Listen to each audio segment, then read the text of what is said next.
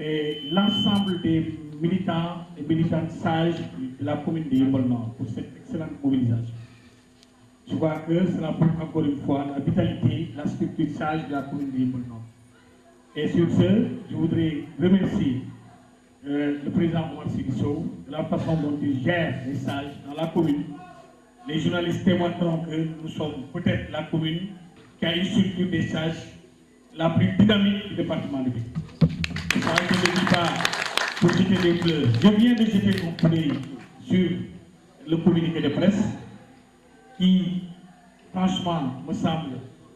un communiqué responsable parce qu'en fait, le rôle d'un sage ou des sages,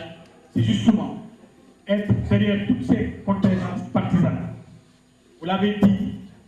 que vous serez derrière tout candidat qui sera choisi par le président Macky Sall. Je crois que c'est ça votre rôle. C'est ça votre rôle, vous l'avez écrit. Et aujourd'hui, nous avons compris votre message. Parce que votre démarche ne doit pas être une démarche partisane, ça doit être une démarche de cohésion, de solidarité. Vous avez compris la démarche. Les journalistes qui sont là, je voudrais dire que les sages, la conférence de presse, des sages, donc c'est aux sages de répondre aux questions qui leur seront posées par le canal, soit de leur président, ou en tout cas de la personne qui auront choisi. Mais nous sommes à vos côtés. Nous sommes vraiment satisfaits de vous et nous sommes fiers de vous parce que vous êtes nos papas et vous êtes dans la bonne direction par rapport à la ligne tracée par le président du parti. Aujourd'hui, partout dans le Sénégal, les gens sont en train de s'actuer par rapport aux investitures. Le président vient de sortir une lettre circulaire, n'est-ce pas, de là où il est à l'extérieur pour demander la suspension de toutes les investitures dans le Sénégal. C'est lui qui l'avait demandé. Mais il a sorti aujourd'hui une lettre circulaire pour demander aux gens d'arrêter. Parce que simplement, les gens n'ont pas compris la démarche. Ça vous trouvez pourquoi? Pour vouloir être député. Mais ce n'est pas ça le plus important. En tout cas, le plus important, c'est ce que vous êtes en train de faire. De massifier le parti, de gagner la commune et de mettre ça à la disposition du président. li ma wax ci olof laa koy wax ñaari wa baat gërëm Omar Sy Sow ak Sadio fi nekk muy jigéen muy góor seen liggéey rafet na li ngeen di liggéey tey Amadou Gaye Koutaye ngi nii fii gëm naa ne seen structure charge muy structure bu gën a am ñu xam ni ñu koy waxee dynamique en tout cas ne bu gën a liggéey ci département Pikine wane ngeen ko par rapport ak mobilisation bi ngeen def tey journaliste yi sama ñaan la may secteur de communication dëgg la mais tey saa yi ñoom ñooy tontu journaliste yi par rapport ak question yi ngeen di posé mais gërëm leen sant leen di ngeen teg seen tànk foofu la parce que sage mooy kuy gis du coow am mu dem tey sage mooy kuy gis ñi xuloo mu dem jubale leen sage mooy kuy taxaw pour intérêt parti sage warul am parparloo sage warul ànd ak diw di wax ne diw laa àndal ànduma ak lii loolu mooy sage donc yéen comprendre ngeen ci li tax président Macky Sall créé structure sage te ngi si moo tax mu bëgg leen gërëm sant leen seen taxawaay di wax ne nag Yeumbeul Nord dama koy wax depuis Tekal Ngor mosuñoo ñàkk benn élection bu ñëw bi ñu ànd ak président Macky Sall ba léegi ñu ngi gagné élection yi ñu am ñi ngi koy gagné te incha allah bii dinañ ko gagné waat su président jógee ba génnee lu ko ndax fu mu ne nii moom mooy tànnal boppam génne na tey bataaxal wax ne na ñëpp suspendre moom dong mooy seet ku ko doy mu tànn ko su tànnee bu pare ak ku mu munti doon danañu ànd sa ginnaaw liggéey pour gagné li loolu la ñu gëm te defe naa ne foofu ngeen teg seen tànk ñu ngi leen di gërëm di leen sant loolu laa amoon. De la commune de Yeumbeul Nord, monsieur le maire Matar Diop, jërëjëf le représentant du maire Daouda Ndiaye Doudou Cissé, jërëjëf képp koo xam ne kii bàyyi nga sa soxla bàyyi nga soo haaju dem nga lépp pour teew si tey ñëpp xam nañ ni ñëpp am ay soxla tey ñëpp am soxla mais da ngeen bàyyi seen soxla ñu teew si ngeen dimbale ma rek ma bañ a cité mais yéen ñëpp képp ko xam toog nga fi ñëw nga fi su ma tuddee sa tur su ma tuddul sa tur maa ngi lay gërëm maa ngi lay sant comme nu ma amee habitude di ko wax man duma dara munuma dara xaw ma dara aw ma dara waaye li ngeen dégg ñi wax nii yéen la yéen ay dox yéen ay wax yéen ay def point de presse bii ñuy def ñu bari ci yéen cotisé nañu pour point de presse bi am li mu wax xam ngeen ko donc ça dafa woon ni mënoon ngeen wax ni parti au pouvoir ngeen du ngeen def dara loo xam ne lii di cotiser wala def lenn li pour animer waaye yéen ñëpp yu bari ci yéen da ngeen cotiser pour point de presse bi mun a am donc ñu ngi leen cay gërëm ñu ngi leen di sant man jiitu moo leen de yéen a ma jiital jiitu moo leen li ngeen wax laa wax li ngeen bëgg laa bëgg lu ngeen di def laay def donc mbokk yi monsieur le maire Daouda Ndiaye ne woon dana ñëw mais dafa jàngi dafa jàpp moo tax mu yónnee fii du si moo tax teewul fi tey mënu ma wax tamit comme ñi yóbbu wax il faut ma gërëm Amadou Koutaay Koutaay ñu ngi lay gërëm ñu ngi lay sant li nga ñu wax ci yow tamit loolu moo am parti bi mun nañu wax ni presque yaa ko samp tu es l'un des premiers militants du parti tu es l'un des premiers conseillers du parti tu es l'un des premiers conseillers de Ablaye Timbo ñu ngi lay gërëm ñu ngi lay sant di la yebal ci Timbo nag di ko yónnee ci moom nga ne ko ñu ngi koy gërëm di ko sant na xam ni commune ñun xamuñu kenn Yeumbeul Nord ñun en tout cas ñu ngi lay sant de Yeumbeul Nord je précise xamuñu kenn dans Pikine te Ablaye Timbo lay xam bu ñu gisee moom la ñu xam bu ñu gisul moom la ñu xam te firnde la woon nañ ko it am na seede donc kontaan nañ ci moom xam nañ ni waxoon naa sax dama ko xam mais il faut mu wax ko mooy lan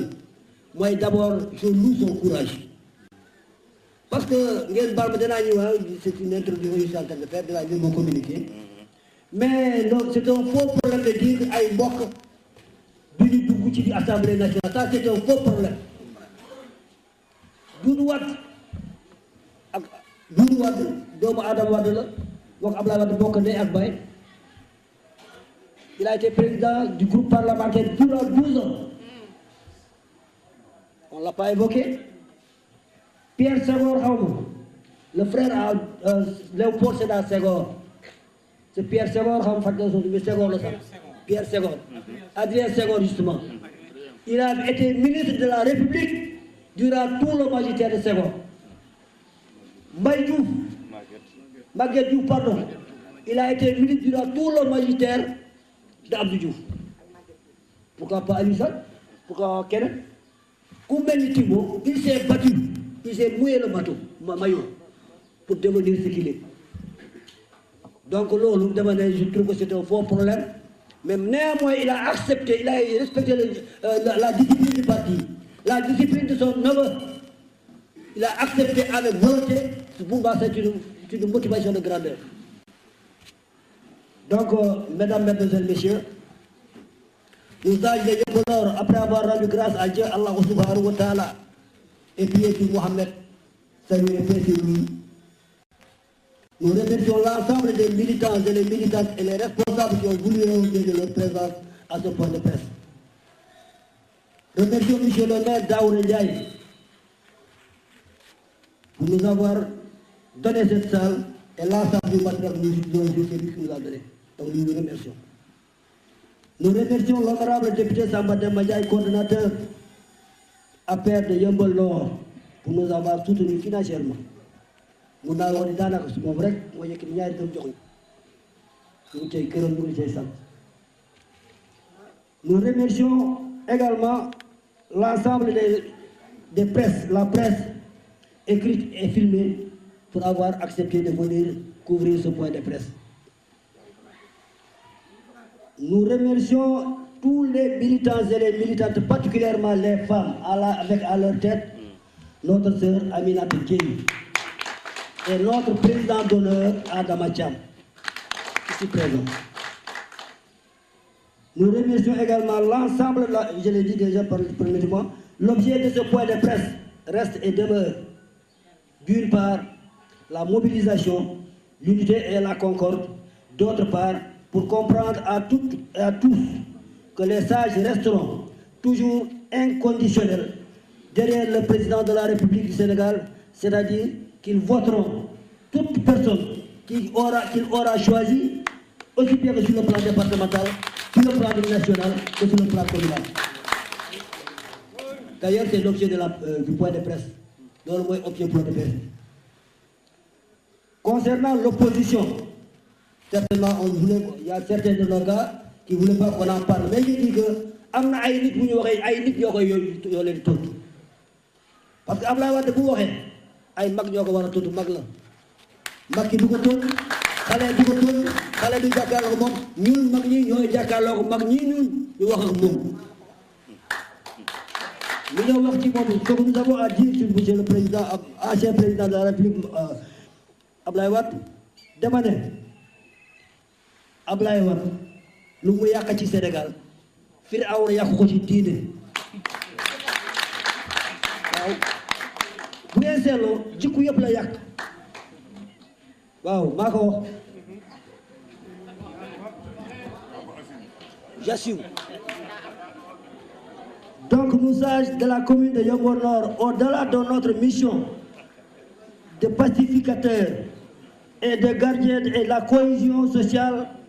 avons jugé utile l'approche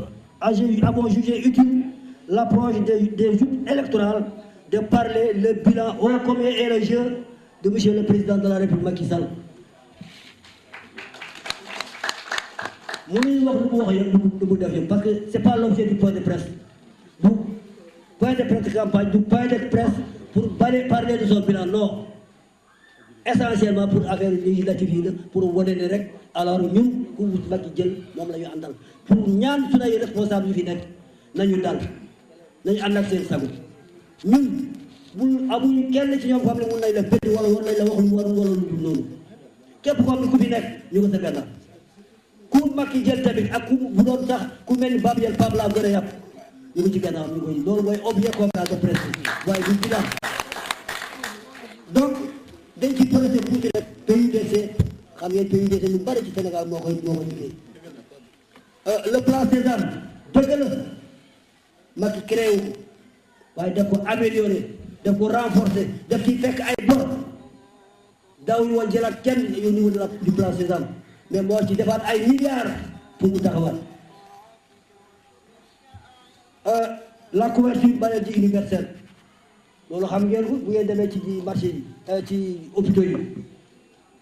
feebar yu bare daanaka dañu ñu fay léegi bourse familiale ñun ku fayoo ku ñu xamoon mooy ku doon liggéey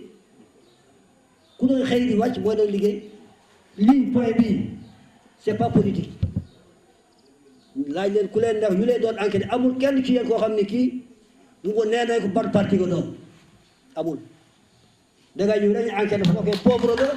mënuloo wala amuloo alors ñu doon attribuer la bourse bi loolu noonu la demee ku waxal sa diggante ak travail noonu kilifa noonu lay def politique bi dafay jàll mais le reste ça demeure césarienne xam ngeen ko jigéen yu doon dem hôpitaux ñu leen di def césarienne wala ñu opéré dañu doon fay waaye bare si ñoom tey bu ñu fay prise en charge des insuffisances rénales mooy boo ñu doon am ay kii problème bu deret yu mel noonu dafa cher semaine bu nekk 80 000 wala au-delà de 80 000 lañ doon def loolu yëpp Macky Sall grâce à Macky Sall fa tax na ba loolu amatul xam ngeen ni aussi vous savez les sites religieux juma kër diine yu mag yi même bu dul mag amul fu ma nekk ci dans les régions du Sénégal amul fenn ci Sénégal aujourd'hui où il y a pas benn mosquée benn juma wala lu mel noonu lu ñuy def wala defal salle de conférence wala yu mel dans toutes les cités religieuses yëpp am na fa loolu Macky Sall moo ko def et pourtant Abdoulaye Wade def doon lépp xaalis te du ko war def ci mosquée yi daf ko doon lépp dem na bu mu dem yóbbaale na bor les chefs religieux am na maa ko wax aussi j'assume donc mbokk yi comme du programme bilan du conférence de presse bilan moo tax rek ma gàttal ko pour ñu bañ a yàgg fi tamit kooku point de presse la rek donc en somme ñun daal lu ñu taxaw mooy que au soir du 30 juillet 2017 ñu naan Macky Sall Benno Bokk Yaakaar am na majorité parlementaire loolu moo ñu sabab leneen soxla ñu jaay yi lu ci des mooy 2019 pour que am Macky Sall au premier tour ñu indi ko président de la République am deuxième président loolu moo ñu soxal leneen soxla ñu leneen soxluñu leneen mooy am maanaam lu ci des danañu def porte à porte kër ak kër grand place au grand place juma yoo juma dañuy waxtaan ak ñoom ku nangu déglu dañuy wax ak yow ku nangu déglu dañuy wax ak yow ku nangu dañuy wax ak yow ku nangu dañuy wax ak yow loolu mooy suñu devoir loolu mooy suñu cër ci loolu la fas yéene incha allah su fekkee ñu ngi ko fekkee te tànku loolu la ñuy def loolu mooy suñu ambition donc mesdames mesdemoiselles messieurs